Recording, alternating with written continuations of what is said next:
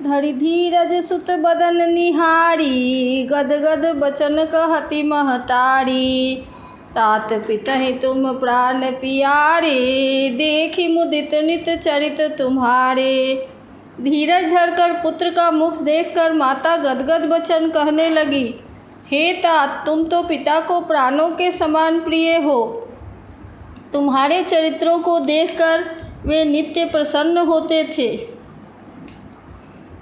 राज then कहूँ शुभ दिन साधा, कहे उजान बन के ही अपराधा। तात सुनावहु मोहिनी दानु, को दुन कर कुल भयउ किसानु।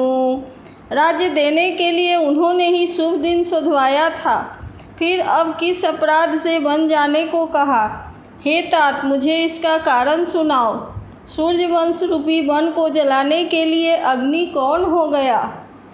निरखि राम रुख सचिव सुत, कारण कहेउ बुझाई। सुनि प्रसंग रही मूक जिमी, दशा बढ़नी नहीं जाई। तब श्री रामचंद्र जी का रुख देखकर मंत्री के पुत्र ने सब कारण समझाकर कहा। उस प्रसंग को सुनकर वे गूंगी जैसी चुप रह गई। उनकी दशा का वर्णन नहीं किया जा सकता। राखी न सकई न कही सक जाहू, दुहू भांति उड़ दारुण दाहू। लिखत सुधाकर गाल खिराहू, विधिगति बाम सदा सब काहू। न रखी सकती है न यह कह सकती है कि वन चले जाओ। दोनों ही प्रकार से हृदय में बड़ा भारी संताप हो रहा है। मन में सोचती हैं कि देखो, विधाता की चाल सदा के लिए टेढ़ी होती है। लिखने लगे चंद्रमा और लिख गया राहु। धर्म स्नेह उभय मति घेरी, भय गति साप छुछुंदर केरी। राखऊँ सुदऊ करहूँ अनुरोधु, धर्म जाई अरु बंधु विरोधु। धर्म और स्नेह दोनों ने कौशल्या जी की बुद्धि को घेर लिया। उनकी दशा सांप छुछुंदर जैसी हो गई। वे सोचने लगी कि यदि मैं अनुरोध करके पुत्र को रख लेती हूँ तो धर्म जाता है और भाइयों में विरोध होता है। कहूँ जान बन तो बड़ी हानि, संकट सोच विवश भई रानी। बहुरी समुझतिय धर्म सयानी, राम भरत दो सुत समझानी। और यदि बन जाने को कहती हूँ तो बड़ी हानि होती है। इस प्रकार के धर्म संकट में पड़कर रानी विशेष रूप से सोच के वश में हो गई। फिर बुद्धिमती कौशल्या जी स्त्री धर्म, पतिव्रत धर्म को समझकर और राम तथा भरत दोनों पुत्रों को समान जानकर सरल स्वभाव राम महतारी, बोली बचन धीर धरि भारी। तात जाऊँ बल कीन्हे हुनी का, पितु आयसु सब धर्मक टीका। सरल स्वभाव वाली श्री रामचंद्र जी की माता बड़ा धीरज धरकर वचन बोली, हे तात, मैं बलिहारी जाती हूँ। तुमने अच्छा किया। पिता की आज्ञा का पालन करना ही सब धर्मों का शिरोमणि धर्म है। राज देन कहि दीन बना, मोहिन सो दुख लेस। तुम बिनु भरत ही भूपति ही, प्रजहि प्रचंड कलेश।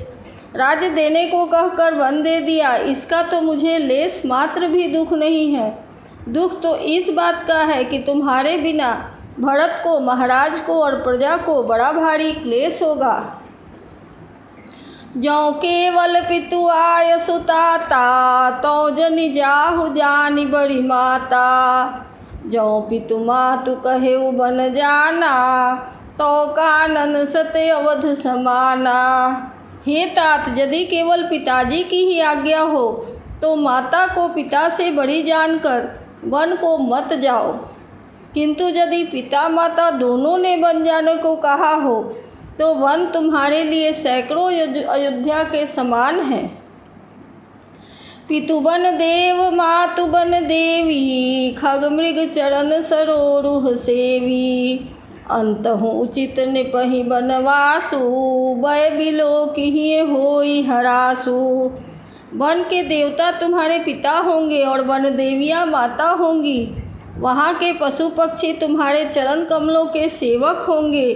राजा के लिए अंत में तो वनवास करना उचित ही है। केवल तुम्हारी सुकुमार अवस्था देखकर हृदय में दुख होता है। बड़भागी बन अवधे अभागी, जो रघुवंश तिलक तुम त्यागी। जौ सुत कहूँ संग मोहि लेहु, तुम्हरे हृदय होई संदेहु।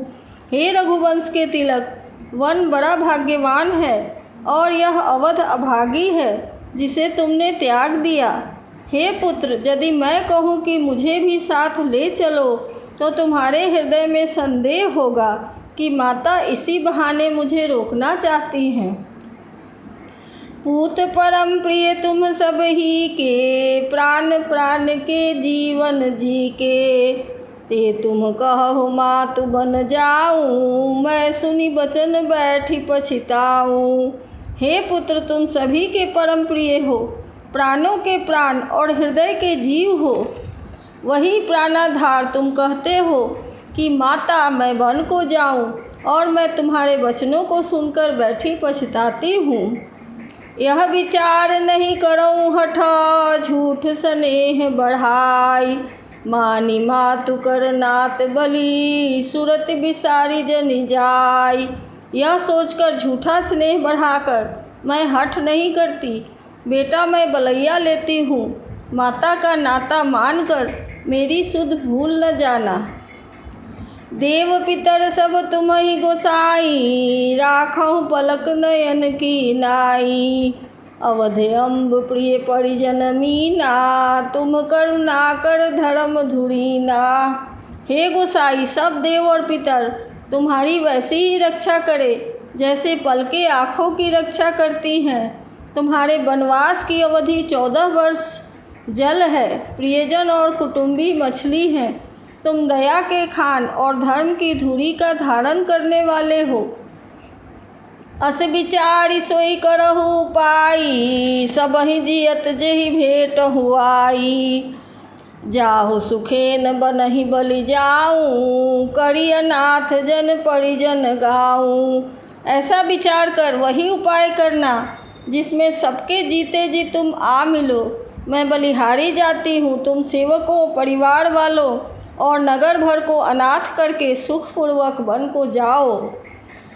सब कर आज सुकृत फल बीता, भयउ कराल काल विपरीता। बहुविधि बिलपि चरण लटपटानी, परम भागिनी आपु ही जानी। आज सबके पुण्यों का फल पूरा हो गया, कठिन काल हमारे विपरीत हो गया। इस प्रकार बहुत विलाप करके और अपने को परम भागिनी जानकर माता श्री रामचंद्र जी के चरणों में लिपट गईं। दारुण दुसह दाह उर व्यापा, बरनि न जाहि विलाप कलापा। राम उठाई माटूर लाई, कहि मृदु वचन बहुरी समुझाई। हृदय में भयानक दुसह संताप छा गया। उस समय के बहुविध विलाप का वर्णन नहीं किया जा सकता। श्री रामचंद्र जी ने माता को उठाकर हृदय से लगा लिया और फिर कोमल वचन कहकर उन्हें समझाया। समाचार ते ही समय सुनी, सिए उठी अकुलाई। जाई सासु पद कमल जुगा, बंदी बैठ सिर नाई। उसी समय यह समाचार सुनकर सीता जी अकुला उठी और सास के पास जाकर उनके दोनों चरण कमलों की वंदना कर सिर नीचा करके बैठ गई। दीन है आशीष सास मृदुबानी, अति सुकुमारी देखी अकुलानी। बैठी नमित सुख सोचती माता, रूप राशि पति प्रेम पुनीता। सास ने कोमल वाणी से आशीर्वाद दिया। वे सीता जी को अत्यंत सुकुमारी देखकर व्याकुल हो उठी। रूप की राशि और पति के साथ पवित्र प्रेम करने वाली सीता जी नीचा मुख किए बैठी सोच रही हैं। चलन चहत बन जीवन नाथू, केहि सुकृति सन होई ही साथू। की तनु प्राण की केवल प्राणा, विधि कर तब कछु जाई न जाना। जीवननाथ प्राणनाथ वन को जाना चाहते हैं, देखे किस पुण्यवान से उनका साथ होगा। शरीर और प्राण दोनों साथ जाएंगे, ये या केवल प्राण ही उनका साथ होगा। विधाता की करनी कुछ कही नहीं जाती। चारु चरण नख लेखति धरनी, नूपुर मुखर मधुर कपिबरनी। मनहु प्रेम बस बिनती करही, हमहि सिय पद जनि परिहरही।